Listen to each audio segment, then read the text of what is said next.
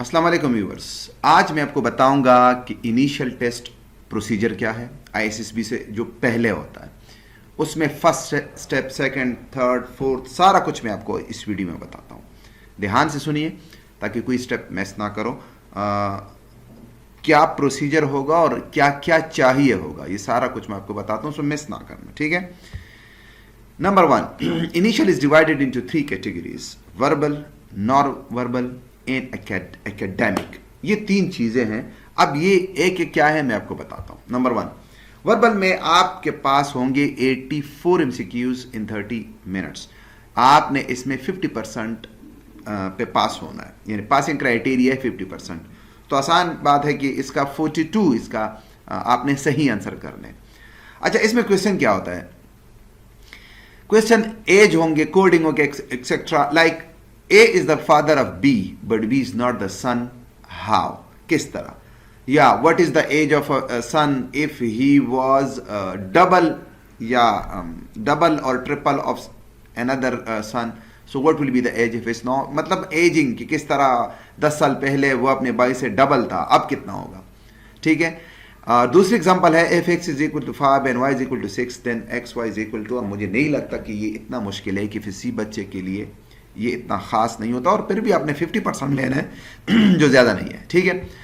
दूसरा है non verbal. इसमें 64 एमसीक्यूज होंगे, 30 मिनट्स होंगे, यानी 2 एमसीक्यूज एक, तकरीबन 2 से भी ज्यादा। और इसका भी पासिंग क्राइटेरिया है 50%, यानी आपने 32 सही करने। एग्जाम्पल्स पिक्चर्स होंगी इसमें।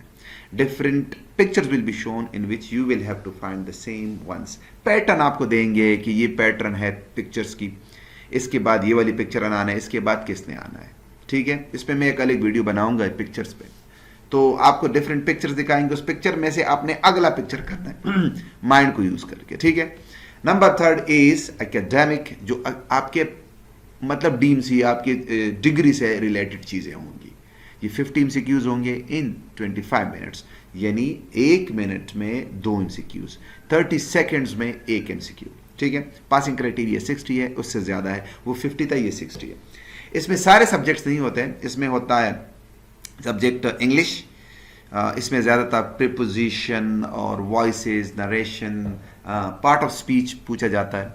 और इस पर भी मैं वीडियो बनाऊंगा, क्वेश्चन बनाऊंगा कि कौन कौन से क्वेश्चन इसमें पिछले 4-5 सालों में आए थे, ठीक है। मैथमेटिक्स होगा, जाहिर बात है, और मैथमेटिक्स कोई भी परसेंटेज भी हो सकता है, ये कोई भी हो सकता है, आपको इतना स्ट्रांग हो मैथ्स की ये आप कर सको। इस्लामियात के क्वेश्चंस होंगे, पाक स्टडीज एंड करंट अफेयर्स। याद रखो, करंट अफेयर्स के हवाले से भी एकेडमिक में सवाल पूछे जाएंगे, और 50% 60% इसमें पासिंग क्राइटेरिया है।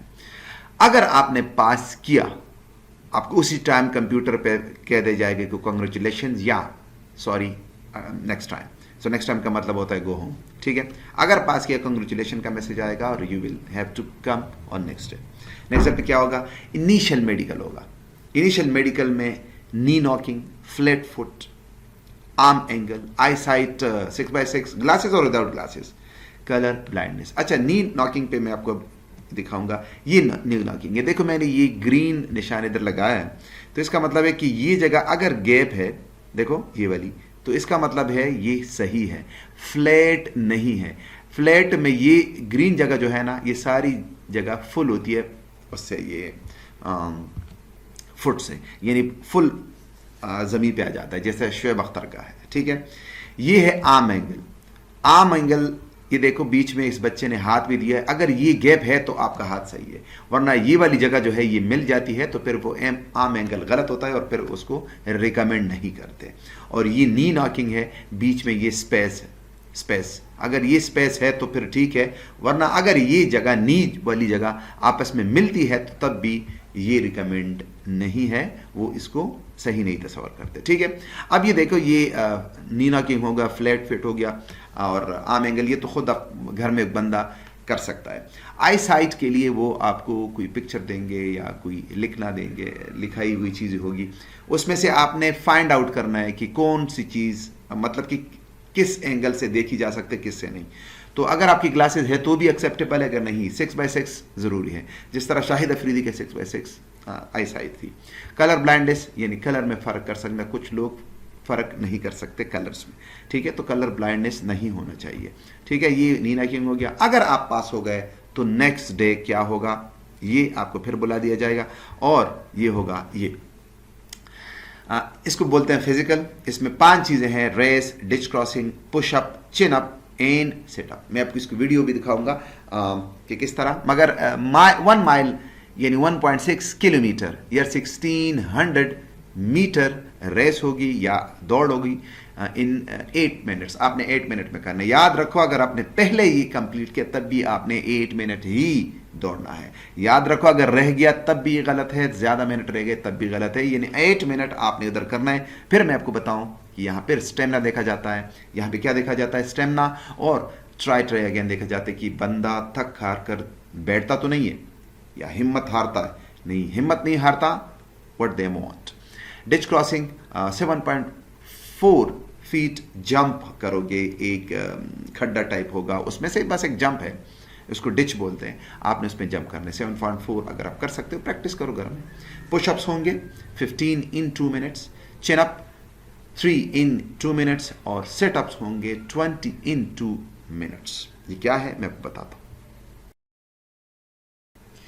जी। आपने इतना स्मूथली रन करना है, देखो कोई प्रेशर नहीं लेना, ठीक है। आपको दो यूनिफॉर्म होगा, मगर आपने 16 मीटर इस तरह 8 मिनट में दौड़ना है स्मूथली और कॉन्फिडेंस के साथ।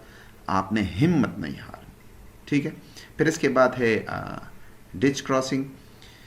अच्छा, इसके बाद आपके सामने आएगा ये है चिन अप। चिन अप का स्टाइल ये होना चाहिए, देखो हाथ के जो एंगल्स है ना वो इस तरह होने चाहिए, उलट नहीं होने चाहिए। असल में इस तरह बहुत मुश्किल होता है और ये अपने 3 करना है 2 मिनट में, जो कि मुझे लगता है कि इतना रियली मुश्किल काम नहीं है। हाँ, प्रैक्टिस होनी जरूरी है, आपको मस्कुलर होना चाहिए आपको, ऐसा ना हो कि फिर आप उधर ही रह जाओ, ठीक है। तो ये है आपका चिन अप, एंगल देख लीजिए हाथ का। फिर इसके बाद होगा या इससे आगे पीछे होगा पुशअप। पुशअप आपने 15 करने होंगे विद इन 2 मिनट्स, 2 मिनट्स में। और ये बिल्कुल यानी आप चेस्ट या छाती ज़मीन को इस तरह टच करना है जो ये बंदा कर रहा है, बिल्कुल इसी तरह आपने करना है, ठीक है ना। ये देखो, इज इट, अगर आप कर सकते हो तो बहुत अच्छी बात है। और ये आपने करने 15। इसके बाद है सिटअप्स। सिटअप्स वो जिस तरह ज़मीन पर लेटा जाता है और ऊपर आपने अपने नी को या नीचे ऊपर सही से में बैठना है, जैसे ये बंदा कर रहा है, तो आपने ये भी करना होगा और ये आपने करना होगा 20 इन 2 मिनट्स, ठीक है। Thank you so much. अच्छा, अगर आपने ये किया तो फिर नेक्स्ट डे आप होगा हाइट एंड वेट, बल्कि इसी साथ ही होगा आपका हाइट और वेट किया जाएगा। हाइट 165.5 सेंटीमीटर और 5 फीट 4 इंचेस। वेट आपका होगा according to BMI, body mass index. से क्या होता है, BMI means weight divided by the square of height in metres और फीट। यानी जितनी आपकी हाइट है उसके हिसाब से आपका वेट होगा ना। कुछ लंबे होते हैं, कुछ छोटे होते हैं, कुछ छोटे होते हैं, कुछ ज़रा पतले होते हैं, तो उस हिसाब से BMI इसको बोलते हैं, उस हिसाब से आपका वेट किया जाएगा, आपका वजन मालूम किया जाएगा। अगर आप इसमें पास हो गए तो नेक्स्ट डे फिर क्या होगा, नेक्स्ट डे होगा interview. In initial, some simple questions will be asked. Actually, confidence of a candidate is checked. Speaking ability is also checked. इसमें आपसे कोई ये नहीं पूछा जाएगा कि मून अर्थ से कितना दूर है। इसमें जो चीज़ें चाहिए ना, पर्सनैलिटी चेक करते हैं। ये इंटरव्यू जो इनिशियल में फाइनल इंटरव्यू है, इसमें आपका कॉन्फिडेंस चेक किया जाता है, इसमें आपकी स्पीकिंग एबिलिटी चेक की जाती है कि किस तरह बोलता है, किस तरह ये सरकमस्टांस को फेस करता है, डिफिकल्ट सिचुएशन को, इजी सिचुएशन को किस तरह फेस करता है, ठीक है। फिर इसमें सम इम्पॉर्टेंट क्वेश्चंस है, introduce yourself in 2 minutes, hobbies क्या है, what are you doing nowadays, about your family. याद रखो, अगर अपने हॉबीज़ के बारे में बताना है तो ये खुद से तुक्के ना मारो, जो आपकी है वही है, क्योंकि अगर आप ICSB में चले जाते हो तो दोबारा आपसे पूछा जाता है और इधर कंट्राडिक्शन हो गया, मतलब इधर अलग आपने अलग बताया उधर अलग, तो ये वो माइंड करते हैं। फैमिली के बारे में ज़ाहिरी बात है, वो तो असल चीज़ें होंगी, आजकल क्या करते हो ये भी ओरिजिनल होगी और इंट्रोडक्शन भी आपका ओरिजिनल ही होगा। मगर हॉबीज़ के बारे में थोड़ा ध्यान दो, कुछ और सवाल भी हो सकते हैं जो आपकी स्पीकिंग होनी चाहिए, ठीक है। Okay, 50 PIQ personal information questions and 50 general knowledge question. अच्छा, टेक्टिक्स क्या है इसके, अगर जनरल नॉलेज की क्वेश्चन किया जाता है और बहुत मुश्किल है तो आप क्या करोगे? If you don't know the answer, reply with no sir और सॉरी सर और सर आई डोंट नो। यानी चुप नहीं रहना, ये नहीं कि बस फिर सर मलते रहना या कुछ खुजली करते रहना, ना ना ना। Be confident, seat straight, stand straight and say, no sir, I'm sorry sir, I don't know the answer. Don't show blankness. Overall confidence is checked. So keep calm and build your confidence. तो यही वो चीज़ें हैं जो मैं आपको बताना चाहता हूँ। ये फाइनल है, इसके बाद फिर आपको बुला लिया जाएगा या नहीं ये भी आपको बता दिया जाएगा चंद दिन में। मगर मैं आपको बताऊँ फिर कॉन्फिडेंस, इसमें कॉन्फिडेंस ये जो फाइनल है ना, ये कॉन्फिडेंस है। Thanks for watching this and please share with your friends if you like it, that some people may get advantage from it. Thank you so much. Allah Hafiz.